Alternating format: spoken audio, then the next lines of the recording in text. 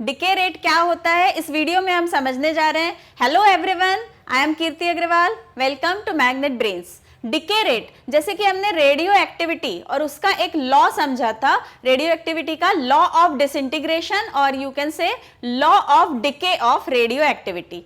तो उस लॉ में क्या फाइंड आउट किया था, एक इक्वेशन निकली थी, जो एटम्स होते हैं जो डिके नहीं होते, जो लेफ्ट है एटम्स जो डिके नहीं हो पाए हैं, तो उनका जो नंबर है वो टाइम के साथ हमने देखा था कि किस प्रकार से वेरी होता है। तो एक एक्सपोनेंशियल फंक्शन मिला था। क्या फंक्शन था वो, तो यहाँ पर हम देखते हैं वो क्या फंक्शन हमको मिला था। तो that function was n is equal to n0 e power minus lambda t. तो यहाँ पर देखिए जो n0 होता है ये तो टोटल नंबर होता है। टोटल नंबर कब का, जब t इज इक्वल टू होता है 0, यानी जब डिसइंटीग्रेशन प्रोसेस स्टार्ट हो रही है, जस्ट स्टार्ट हो रही है, एट दैट टाइम ये जो n0 होता है ये कब लिया जाता है, तो at t is equal to 0। जबकि n हम क्या लेते हैं, इंस्टेंटेनियस लेते हैं किसी टाइम t पर, तो ये n ले लेते हैं at instant of time t। Lambda क्या होता है, तो लैम्डा होता है डिके कांस्टेंट, इसको डिसइंटीग्रेशन कांस्टेंट भी बोला जा सकता है। तो इट इज डिके कांस्टेंट और डिसइंटीग्रेशन कांस्टेंट। ये लैम्डा क्या होता है और इसका हाफ लाइफ से क्या रिलेशन होता है, ये भी हमने अपने पिछले वीडियोस में देखा था। ये जो लैम्डा होता है it is related to half life like this 0.6931 divided by capital t. Capital t क्या होता है, तो कैपिटल टी होता है हाफ लाइफ, और हाफ लाइफ का मीनिंग भी मैंने आपको पिछले वीडियो में समझाया था। हाफ लाइफ आप बहुत सिंपली इस तरह समझ सकते हैं कि फॉर एग्जांपल मान लीजिए 1000 न्यूक्लियाइज है, ये जो इनिशियल सैंपल है वो कितना है, तो 1000 है। अब 1000 को जब डिसइंटीग्रेट होना शुरू होगा, तो जब 500 बच जाएगा तो कितना टाइम लैप्स हो जाएगा, that time is known as half life. That means initial का आधा बचने में जो टाइम लगता है। और डिके कांस्टेंट को हमने रिलेट भी किया था इसी इक्वेशन के हेल्प से। It was 0.6931 by half life which is equal to disintegration constant या डिके कांस्टेंट। अब ये तो हुआ कि हमारा ये इक्वेशन मिला था। अब यहाँ पर यदि हमको डिके रेट निकालना है, तो जैसे कि लॉ ऑफ डिसइंटीग्रेशन या law of decay of radio activity, तो इसमें हमने समझा था कि जो डिके रेट होता है, डिके रेट को R से शो किया था, और ये जो डिके रेट होता है ये प्रोपोर्शनल होता है number of atoms in that sample initially present, जब से वो शुरू करता है एट दैट इंस्टेंट जो प्रेजेंट है। जैसे डिके होने लग गया या डिसइंटीग्रेशन होने लग गया, जैसे 1000 से 500 हो गया, तो अब जो डिके रेट है वो किस पे डिपेंड करेगा, 500 पे।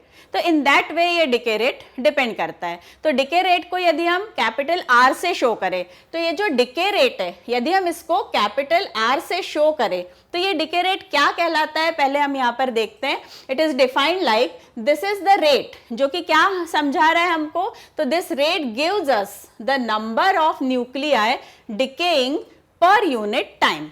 तो ये जो R है इसको एक्चुअली dN/dt से शो किया जा सकता है, और माइनस साइन यहाँ पे इसलिए लगाई जाती है बिकॉज डिसइंटीग्रेशन हो रहा है, यानी कि जो रेडियो एक्टिव एलिमेंट्स हैं वो क्या हो रहे हैं, ब्रेक हो रहे हैं by emitting alpha beta gamma radiations या अल्फा बीटा गामा डिके हो रहा है। तो इन दैट वे ये माइनस साइन होता है यहाँ पर। तो ये जो R है ये कहलाता है डिके रेट, तो हम इसको R से शो कर सकते हैं। अब यदि मान लीजिए ये जो N है वो हमने जो ये रेडियो एक्टिविटी का लॉ था, लॉ ऑफ डिके, तो ये जो हमने समझा था, तो इस अकॉर्डिंगली यदि इस N की वैल्यू सब्सटीट्यूट करें तो देखते हैं हमारे पास किस तरह का एक फॉर्मूला मिलेगा। किसके लिए मिलेगा ये फॉर्मूला, तो ये फॉर्मूला मिल जाएगा फॉर डिके रेट यानी R के लिए।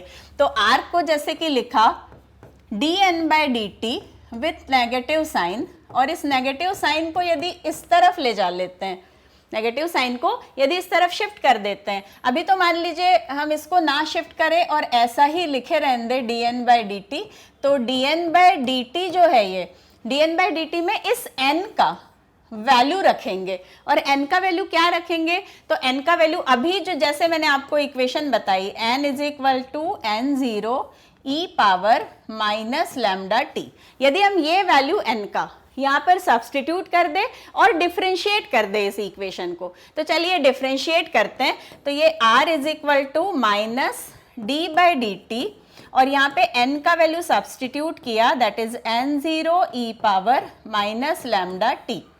t इंस्टेंट ऑफ टाइम है, तो d बाई डी टी यानी क्या होता है, रेट होता है, और यही रेट क्या कहला रहा है, डिके रेट। तो यहाँ पे डिके रेट हम इस प्रकार से कैलकुलेट कर सकते हैं। n0 चूंकि कांस्टेंट है, ये t इज इक्वल टू 0 पे जो सैंपल में इनिशियली जो प्रेजेंट है नंबर ऑफ एटम्स, तो ये n0 है। अब e पावर माइनस, इसका हमको डिफरेंशिएशन करना है, d by d T of e power minus lambda t। क्या होगा इसका डिफरेंशिएशन, तो ये जो माइनस लैम्डा है ये तो आउटसाइड आ जाएगा और बाकी फिर वैसे ही बचेगा, क्योंकि आपने मैथमेटिक्स में पढ़ रखा होगा, जैसे for example d by D x of e power A x यदि करना है तो किस प्रकार से ये सॉल्व होता है, a को कांस्टेंट है उसको आउटसाइड ले लेते हैं, तो ये a होता है, and then answer is again e power a x also, because differentiation d by dx of e power x comes out to be e power x। तो इस तरह का फॉर्मूला यदि हम यहाँ पर अप्लाई करें तो देखिए कि ये फॉर्मूला अप्लाई करने के बाद ये डिफरेंशिएशन किस प्रकार से सॉल्व किया जा सकेगा।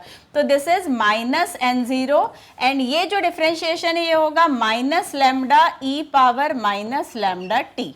Now this minus lambda and this minus n0, इसको एक साथ कर लेते हैं, तो we can write it like this, n0 lambda, lambda को आगे लिख लिया, and e power minus lambda t। तो ये तो अभी फिलहाल हुआ हमारे पास आफ्टर डिफरेंशिएशन एक इक्वेशन आ गई।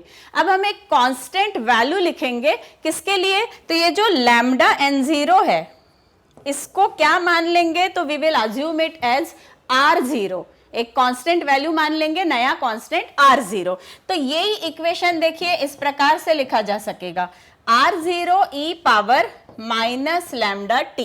तो ये इक्वेशन है, ये r0 e power minus lambda t, और ये r0 भी अपने आप में एक कांस्टेंट है। यदि आप इसी इक्वेशन में देखिए, अगर हम t का वैल्यू 0 सब्स्टिट्यूट कर दे तो कैपिटल R का वैल्यू क्या मिलने वाला है, तो t का वैल्यू यदि आप यहाँ 0 रखते हैं e पावर 0, तो ये क्या बचेगा, ओनली r0, यानी कि तब r इज इक्वल टू क्या बचेगा, r0 बचेगा। और इसीलिए ये जो r0 है इसको एक्चुअली हमको इस प्रकार रिप्रेजेंट करना है, तो where r0 is the radioactive decay rate at the time t is equal to 0।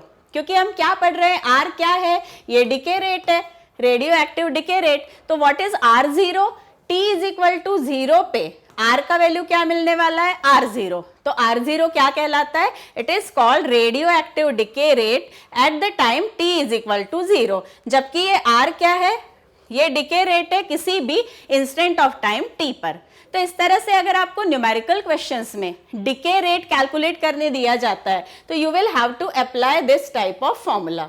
ये फॉर्मूला आप अप्लाई करेंगे, r is equal to r0 e power minus lambda t, या फिर r0 यदि आप नहीं लिख रहे हैं या आपको t इज इक्वल टू 0 पे डिके रेट नहीं गिवन है, तो r0 का वैल्यू, जैसे कि हमने यहाँ पे लैम्डा n0 को रिप्रेजेंट किया था r0 से, तो लैम्डा हो सकता है डिके कांस्टेंट दिया हुआ हो, तो यदि डिके कांस्टेंट दिया है और ओरिजिनल जो सैंपल में एटम्स प्रेजेंट है, नंबर ऑफ इनिशियल जो t इक्वल टू 0 पर प्रेजेंट है एटम, वो दिया हो, तो you can calculate this r0। So lambda n0 e power minus lambda t। तो डिके रेट r आप कैलकुलेट कर सकते हैं किसी भी गिवन टाइम या इंस्टेंट ऑफ टाइम t पर, और इस प्रकार से ये इक्वेशन अप्लाई हो सकती है। तो in this way as well as यदि यहाँ पर लैम्डा नहीं दिया है, तो जैसे कि मैंने अभी आपको बताया था कि इन दैट केस आपको हाफ लाइफ दिया होगा, तो you can apply this formula also to calculate lambda. तो in that way we can very easily calculate the decay rate. और एक्चुअली होता क्या है, डिके रेट ही ज़्यादा कैलकुलेट किया जाता है इस रेडियो एक्टिविटी की प्रोसेस में। जनरली कुछ एक interval of time, very small interval of time के लिए अल्फा बीटा गामा जो इमिशंस होते हैं उनको स्टडी किया जाता है, और उसके हेल्प से जनरली प्रैक्टिकली डिके रेट्स को कैलकुलेट किया जाता है। तो इस तरह से हमने देखा what do we mean by decay rate. तो स्टे कनेक्टेड, हमारी ऑफिशियल वेबसाइट के साथ कनेक्ट रहिए। Our official website is magnetbrains.com। इस वेबसाइट पर आपको क्लास 4 से क्लास 12 तक सभी क्लासेस के वीडियोस और नोट्स बहुत ऑर्गेनाइज मैनर में फ्री ऑफ कॉस्ट अवेलेबल हो जाएंगे। तो work hard, all the best, stay connected, thank you.